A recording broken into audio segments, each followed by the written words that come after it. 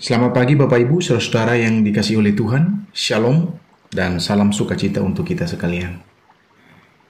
Kita bersyukur pagi hari ini kita berjumpa kembali dalam program renungan harian GKPO Halim Perdana Kusuma di hari pertama di bulan Juli 2025. Sebelum kita melakukan kegiatan dan aktivitas kita, saya mengajak kita untuk memberi diri dan waktu kita untuk membaca merenungkan firman Tuhan. Mari kita awali dengan doa. Ya Tuhan, kami bersyukur kepadamu oleh karena kasih anugerah-Mu yang telah menyertai menolong kami hingga kami boleh menikmati bangun pagi dengan penuh sukacita saat ini. Sebelum kami memulai kegiatan kami Tuhan, kami rindu membaca dan merenungkan firman Allah. Roh Kudus-Mu menolong kami, memberikan kami pengertian, pemahaman, dan kemampuan untuk melakukannya di dalam kehidupan kami hari lepas hari. Dalam nama Yesus kami berdoa. Amin. Efesus pasal 5 ayat 1-2. Sebab itu sebagai anak-anak yang terkasih, teladanilah Allah dan hiduplah di dalam kasih sebagaimana Kristus Yesus juga telah mengasihi kamu dan telah menyerahkan dirinya untuk kita sebagai persembahan dan kurban yang harum bagi Allah. Tema renungan bagi kita pagi ini adalah hidup meneladani kasih Kristus. Bapak Ibu saudara-saudara, hari ini kita mengucap syukur karena kita boleh memasuki hari pertama di bulan yang baru, Juli 2025. Karena kasih setianya yang telah menyertai kita mampu melewati 6 bulan di tahun 2025 ini. Baik itu dalam suka maupun duka, dalam berkat maupun tantangan-tantangan yang Tuhan izinkan kita alami. Harapan kita di bulan yang baru ini kita akan semakin bertumbuh dalam iman, di dalam pengharapan dan terutama dalam kasih sebagaimana Kristus telah mengasihi kita. Saudara-saudara, surat Efesus yang kita baca tadi ditulis oleh Rasul Paulus kepada jemaat di Efesus, di sebuah kota penting dalam Kekaisaran Romawi yang dikenal dengan kemakmurannya, namun juga kuat dalam penyembahan berhala yang menolak untuk percaya kepada Yesus. Paulus menekankan bahwa orang percaya memiliki identitas baru di dalam Kristus dan dipanggil untuk hidup dalam kekudusan. Terkhusus pada pasal 5 ayat 1-2 yang kita baca tadi, Paulus menasihati jemaat Efesus untuk meninggalkan kehidupan lama dan hidup sebagai anak-anak terang yang menekankan kasih Kristus sebagai teladan utama bagi kehidupan orang percaya.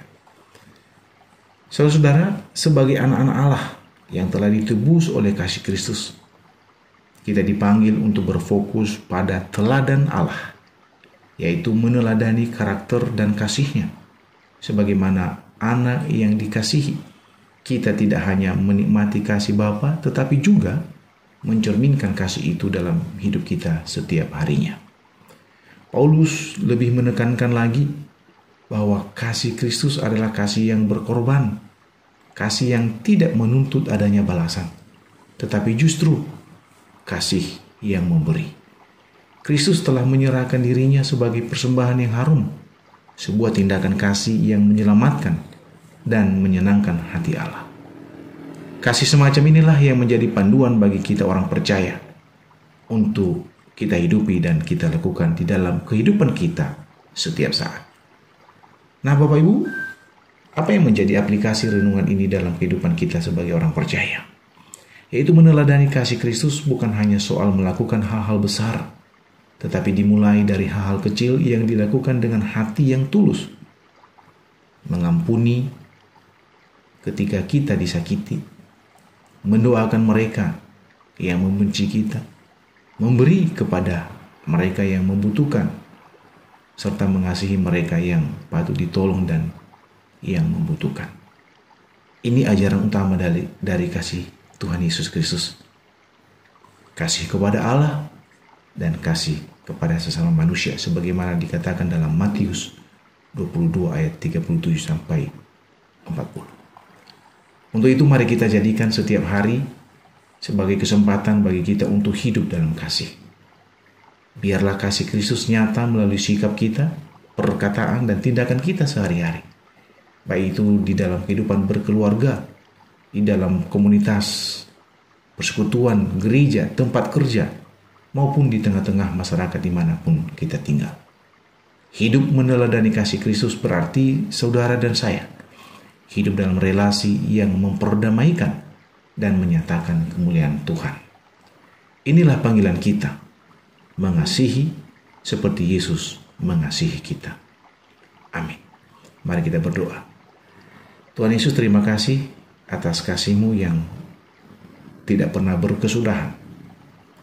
Di hari pertama di bulan Juli ini, kami sangat diberkati melalui firman Allah yang telah kami dengar, kami renungkan bersama.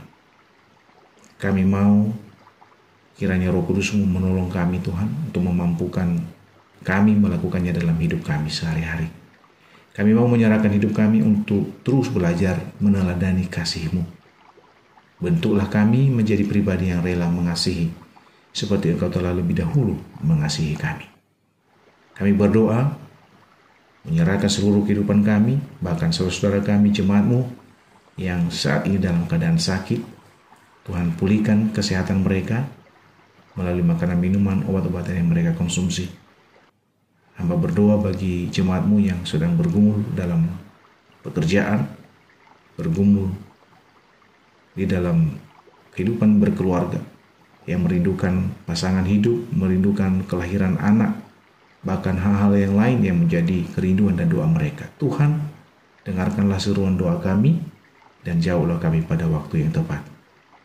Ini doa kami siap memulai kegiatan kami hari ini. Tuhan berserta dan bersama dengan kami. Dalam nama Tuhan Yesus kami berdoa dan bersyukur.